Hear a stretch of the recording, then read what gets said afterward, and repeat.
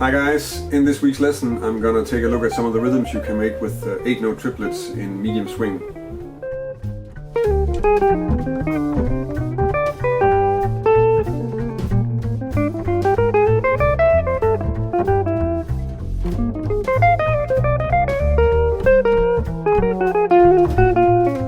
I was looking at the lessons I've been making these past 18 months, and I mostly make lessons about arpeggios and scales and chord voicings and stuff like that. I think I'm going to try and see if I can make more lessons on rhythm and on practicing different kinds of feel, swing feel, or how to sit in a groove. They're a bit more difficult to make, but I also know that they're much more deciding in whether I like a performance or not. So if I listen to somebody, I'm not so much paying attention to what kind of notes, what kind of arpeggios and stuff they're playing. I'm much more paying attention to the rhythms and how it feels and how it connects with the band that they're playing with. And actually that goes for both, for all instruments, not only guitar. It's a much more important thing than just the notes. So this is going to be one of those lessons. I'm going to look at 8-note triplets because I think that's one of the first places you should go if you're already working with playing stuff in medium swing, like just normal standards, and working on learning how to negotiate a 2-5-1 or a simple tune like Summertime. Then starting to work with triplets can be something where you can add some variation at quite an early stage, and you can make really hip rhythms with fairly simple things. So that's what I'm going to go over. The first thing we're just going to look at is like some simple exercises and just getting better at playing triplets and feeling them and locking in with the groove. So let's just go over that. I'm just going to give you some scale exercises and show you how you can play the scale exercises you already do, hopefully, but then in triplets, and just to check if you really know how to feel 8-note triplets against the pulse. So I'm just going to go over those. So all of the examples that I'm covering in this lesson are using a 2-5-1 in E flat major. So basically this progression that we talked about numerous times, and the scale that I'm using here is just this fingering, and the first thing you need to check out is actually just to play that scale in triplets. So if you have a quarter note pulse, just like a medium, fairly slow medium even, like this,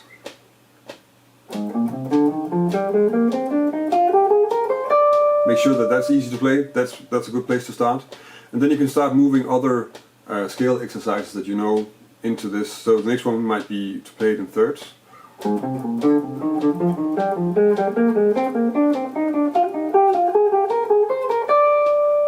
or in triads,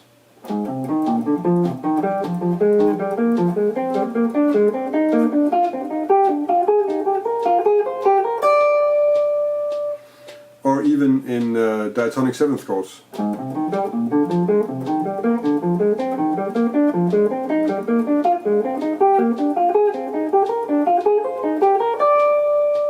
Just keeping the basic pulse. I'm too lazy to put on a metronome, so I'm just tapping my foot.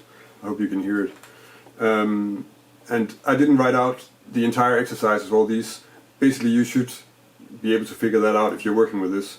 And they're just good places to check. You don't really need to spend hours working on this, but check if you can do it. And if there's one of them that's like, oh, this is a bit difficult, you can always work a bit on it. Put on a metronome, take a slow tempo, and then just work your way through it. It'll sort of fix itself quite fast if you get used to it. So once you have that, then of course you need to just start improvising in triplets. And I guess if we take our 2-5 and then the same sort of slow tempo, then you could make lines like,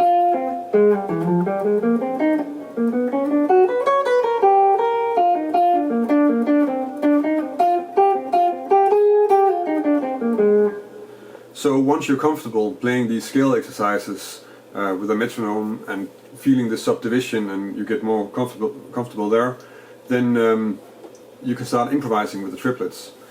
And the first thing to do is probably just to take a single chord and loop that, or a vamp or something. Of course, if you're really familiar with songs, you can also just take a song that you know really well and work on it like that. Just to demonstrate, if I take the F minor chord out of our 2-5-1, so So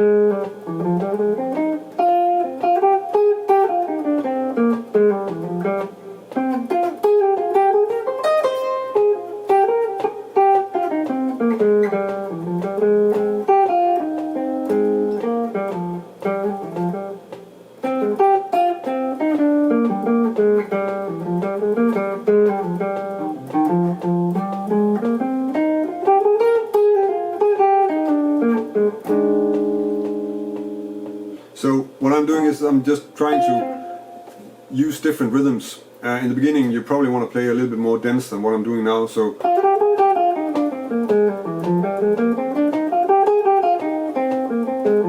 sort of try and fill everything up, just stay connected, get it to feel relaxed, and then you can always sort of start experimenting with leaving notes out or playing more complicated rhythm, just still keeping that subdivision in the back of your head. So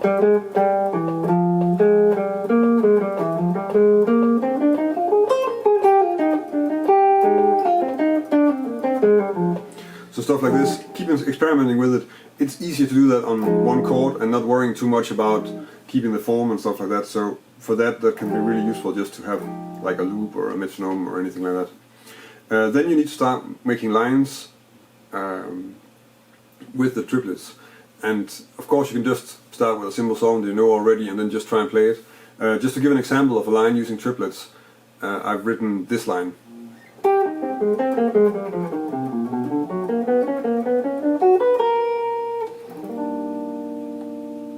So in this line, as you can tell, I'm playing everything completely full. Again, just trying to really get into the subdivision so that you really feel this continuing flow of triplets and getting used to that, because that's where you're going to build all the other rhythms from. For the rest, there's nothing really sort of groundbreaking happening in the line. It's on the F minor, it's an A flat major 7 arpeggio, and then a scale run. And then on the B altered, it's basically a line based around B minor major arpeggio, but then in 2 octaves. So now, if you followed all the other stuff I made in terms of lessons on the altered scale and using arpeggios from the 3rd and stuff like that, then you should be aware of what's going on. Or at least you can check those lessons out if you want to have more stuff on how I actually chose the notes in this line. But you can also use this sort of subdivision to make other rhythms, and I'm just going to cover 2 and show you how I can use them in some lines. The first one sounds like this.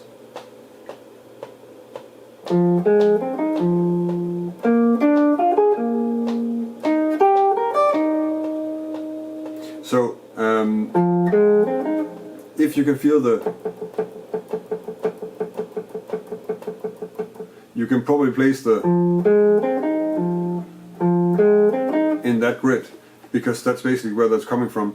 And what I'm playing is obviously just the basic arpeggios, so F minor 7, B flat 7, and E flat major 7. So the rhythm is what's important. I chose to write it out like this because if I write it out in a different way, then Guitar Pro makes it very difficult to read or to make sense of. So that's the reason why it's not written out like.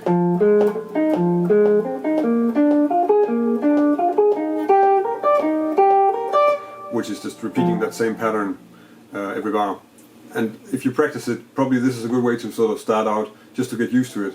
And then when you have that rhythm, you can just start composing lines with it, or maybe just try and improvise on one chord, just using that rhythm. Just to give a demonstration of how you can put that rhythm into a 2-5-1 line, I made this line.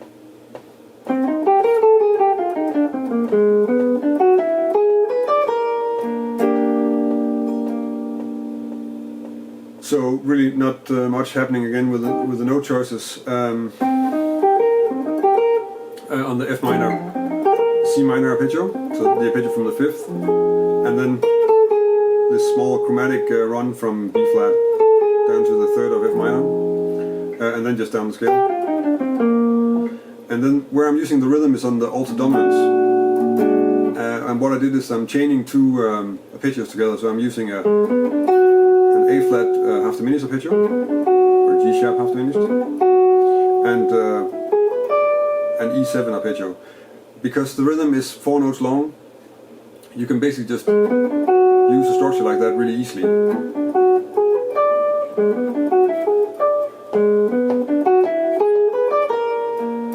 And then I'm resolving that to the 5th of E flat. The second rhythm that I suggest you check out is this one.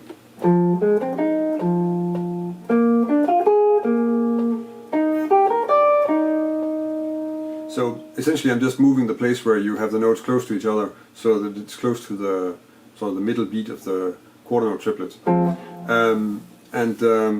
Again, you can of course practice this repeating like I did the first time. So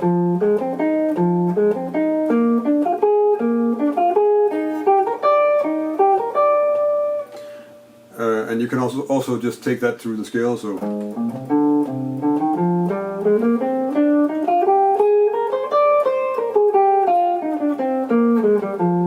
in any kind of way, and of course also with the thirds, and it's going to be a little bit difficult with the triads, but you could do that too, and definitely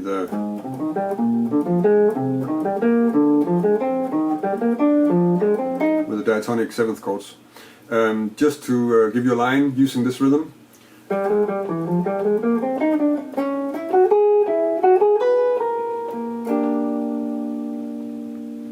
So that's quite simple. The F minor line is just pretty much scale movement and a leading note, and just around the basic F minor 7 arpeggio. And on the B flat 7 altered, I'm essentially playing the E major pentatonic scale, or so, which is the one pentatonic scale that you have in B flat 7 altered, and I'm playing it in groups of 4, which normally sounds kind of square and a bit boring, but when you use this rhythm, then you can actually get away with it.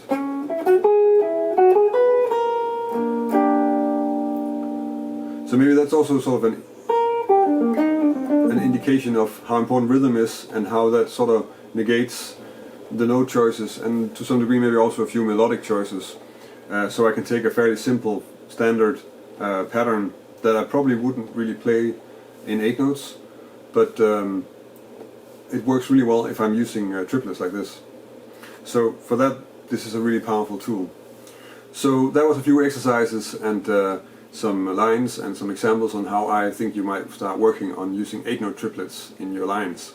I hope that you can use the stuff that I went over. I also hope to hear some feedback from you guys if you think this is a good topic, and if I should start working more on this. I would like to work more on these kind of topics like rhythm and swing feel and stuff like that, but I do find them a little bit more difficult to make lessons on. But yeah, it's something that I think I want to keep on working on. So let me know what you think. That's always useful to know. If you want to download a PDF of the examples and the exercises that I made, then you can go to my website, and in the article that's accompanying this lesson there's a PDF download.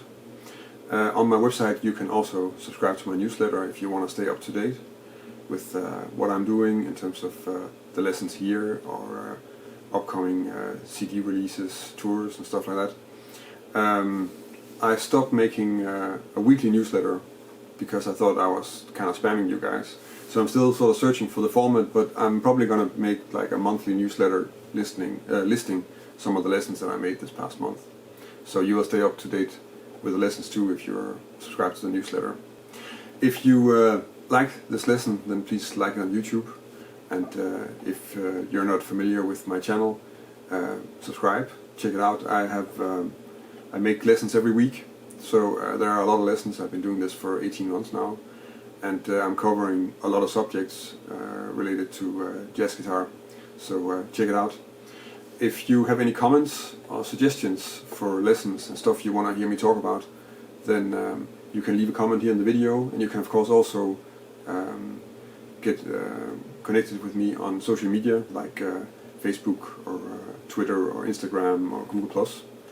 and let me know there. It's always nice to hear from you guys. I mean, I'm making the videos from you guys watching it, so if I get feedback from what you guys want to hear, then that makes me make better lessons, and that's what I want to do, of course.